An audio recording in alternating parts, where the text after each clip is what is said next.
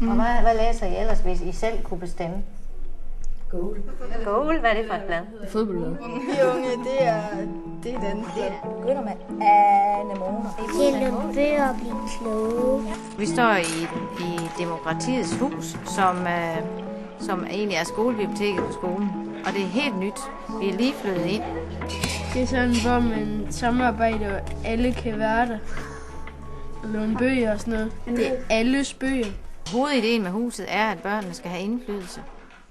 At de skal være med til at skabe et hus. At de selv kommer med idéer og forslag og føler, at de er med i det, der foregår. At det ikke bare er noget, der bliver bestemt for dem. Man skal ligesom have dem lært, at det kan betale sig at sige, hvad man mener. For det kan man faktisk godt få noget ud af.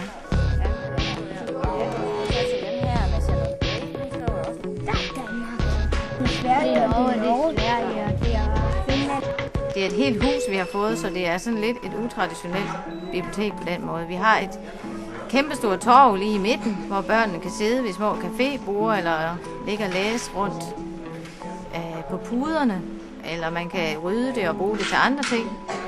Vi har et mødelokale, hvor vi kan holde møder med elevrådet, og lærerne kan holde møder, og vi kan diskutere og debattere med hinanden.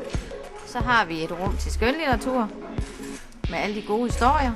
Og så har vi et lokale med fagbøger og med computer, hvor man kan søge information og finde viden om alt, hvad man har lyst til.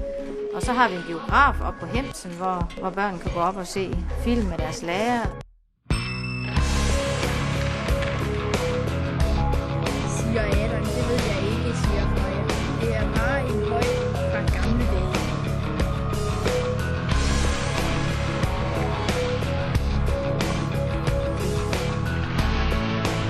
Uden at vi har fået de penge af det, så har vi slet ikke kunne lave det her.